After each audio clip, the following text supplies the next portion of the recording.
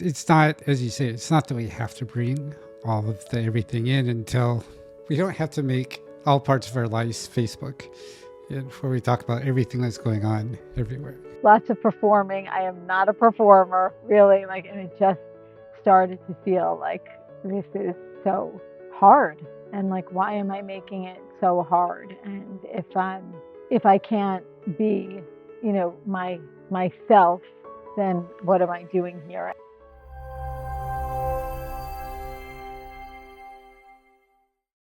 I was a couple of years post cancer, and I had really just seen a lot of changes in my life, in my inner feelings, and just with that last job and a few things that other things that happened there, I realized that it was this kind of compartmentalizing and attempt to divide myself was never going to have me show up as my best self. What was it about that experience that really brought that home to you? And I think that it was starting to really understand and see the effort it took to filter, and like I said, compartmentalize, right? It was really just starting to feel like a lot more work than it was worth, you know. Uh, Lots of performing. I am not a performer, really, and it just started to feel like this is so hard, and why am I making it so hard? And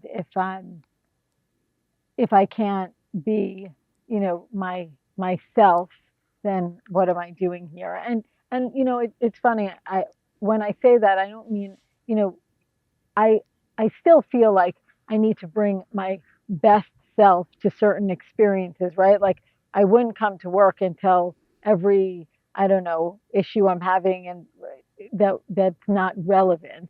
But this was deeper, deeper than that. It was like really feeling like these parts of me I just was not being truthful about, right? It was like hiding this, even though there's nothing to be ashamed of, but these ideas of I'm really, obsessed with leadership and transformation, and these being in masterminds. And when it just, I don't know, somehow felt like those, even though they were great for growth, like, I don't know, like people wanted to be, you know, not talk about those things, and just started to feel really hard.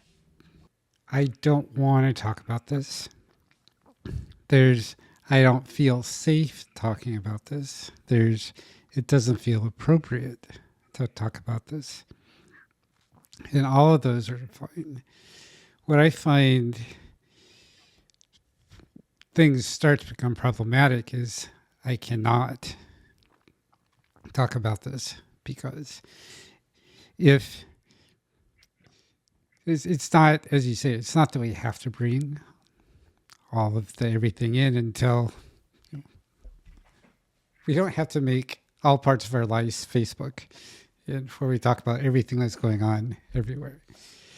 But we hopefully always feel comfortable talking about what's going on in ways that we feel appropriate. So if we're not able to tell the people we're working with that I'm going through a really rough time right now, then they just think like we're not showing up, but maybe we're looking for a new job, or they start making up stories about what's going on. And maybe they get grumpy at us because we're not pulling our weight or doing the amount of work that we used to be able to. And so it becomes really problematic. As you started being more able to bring these parts in and talk about them in ways that fit for you into those contexts, what shifted for you? So something you said, I'm going to circle back to because it's very interesting. But I think what shifted for me was I started to really allow myself to see that I was truly unhappy in what I was doing. No matter, how many ways I tried to slice and dice it, it just felt so um, so purposeless, you know, and that was a real struggle for me. So I could, you know, before that, I could tell myself this is affording me a great lifestyle. I'm able to take care of my children. I'm able, you know, and I could reframe and reframe. But the more I really allowed myself to look and see that this, like I said, this kind of compartmentalization, and I saw that I was doing great work on the side, you know, outside. I felt that everything I was doing that had purpose was separate. The more and the more I just started to say this just doesn't make sense. It can't be that the only, you know, the only way for me to to provide and to excel is through something that feels so purposeless to me, like just, you know, Hmm. some high level paper pusher. And you know, yeah, so that's what started to shift as I really started to uh, look more honestly. How Yeah. much were you able then to adjust the work that you were doing to fit your new frame? And how much did you just start looking for new work? I really struggled to have the work fit the frame, period. It really so I was a regulatory and compliance specialist in the last job was a pretty big consulting shop, and I worked with, you know, these big companies. And the thing that I always loved the most was the people that I was with, right?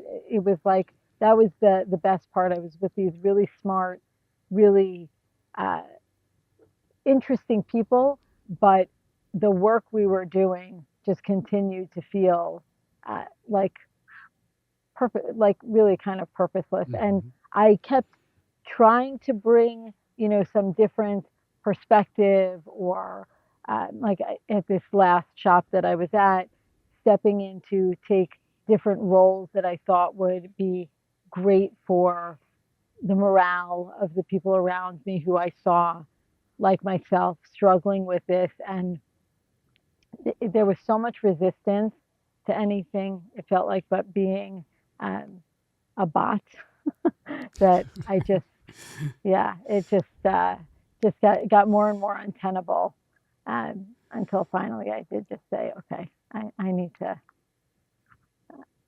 It's scary to think, but it's time for a full change.